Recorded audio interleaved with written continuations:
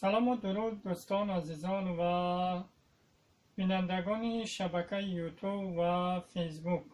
امیدوارم که همه کسا خوب و صحت و سربلند باشید. پیش از آن که ما صحبت شروع کنیم یک نوار پیشکش شما هموطنان عزیز میگردونیم و بعد میگردیم با ادامه صحبت خودمون. با کمال آمده برو واردن نه که گوی چه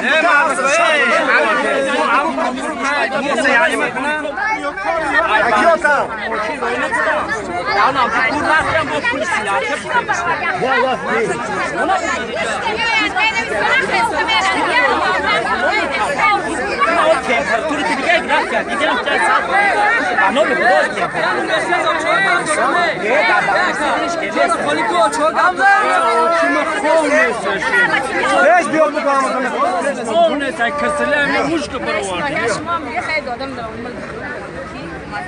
یک خانه ساز است که خانه ما هم بخوام ساز نه روز جشن میگیرن چی تو ساز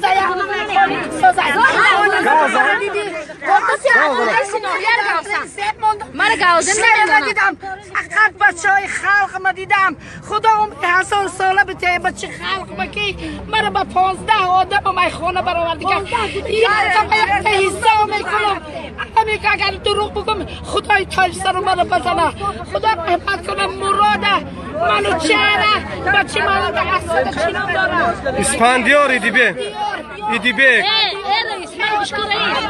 من بشکوه من حسنه حال کردی و شنه در طریق دولت بسیاری بد بسیاری بد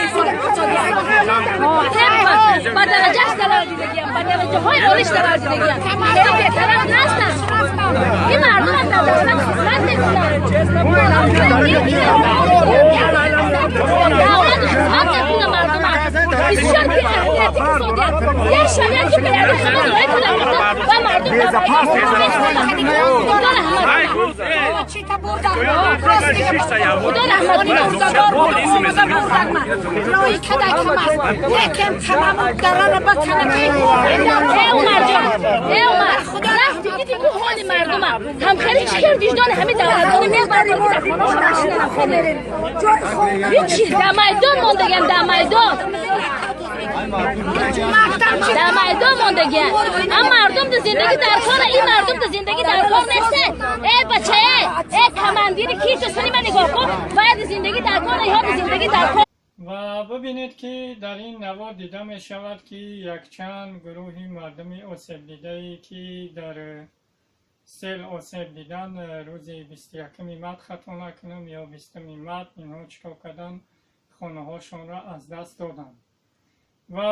رحمانوف باشد در یک دنیای خیالی خود چکار میکنه زندگی دارد و دنبال رقص و سرود و نمیدونم ترانه و اصطلاحی همون تاجیکی کنجنبانی است و به هموطنای عزیز چی گفتنیم که ما تا امروز همه گفتیم که رحمانوف غمی ملت نمیخواد و غمی مردم این تاجیکستان نمیخواد و نفرهای پیدا شدن که میگفتن که نه شما دروغ میگه شما خائن هستین و امروز رحمانوف اثبات کرد که یک نفر دیکتاتور و خائن و چیا ظالم است چون که امروز روزهای اخیر میبینیم که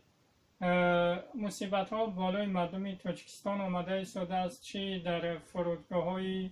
فدراسیون روسیه و دیگر کشورها میبینیم که مردم روزهای دراز چکاکان منتظر چفته های خود هستند یا که پرواز به کشور خود دارند اما نمیتونن که مردم را به وطن بر بگردونند و رحمانوف چکار کرده است در دنبال نمیدونم باز هم همه ما و شما دیدیم که کنسرت ها و رقص و سرود های رحمانوف در ولایت سو دیگر اسمش قضاوت در دست شما است و خدای نخواسته که در این اعتراض های مردم یتیموف یعنی کمیته یتیموف یک عملیات ناخوشی را باز بالای مردم مصیبت زده نیاورد چون که همه ما و شما خوب شاهد حال هستیم که در تمام منطقه های جمهوری تاجیکستان ما یک مصیبت شود، یک اعتراضای مردم شود، در حال کمیته یتیموف چکار میکند؟ یک تصمیم میگیرد، یک عملی تروریستی رو در یک منطقه انجام میده و خدای نخواسته که خود یتیموف این عملهای تروریستی رو چکار کنه؟ انجام بده برای خاموش کردن دیگران.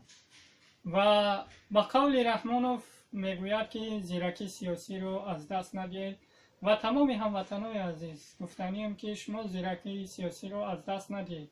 چون که در این اعتراضای شما یتیموف میتواند که چکار کند؟ باز یک عملی ناخوشی رو انجام دهد. و نمیخوام که دیگر صحبت رو طولانی کنم، باقی در امان خدا باشید. سلام علیکم و رحمت الله و برکاته.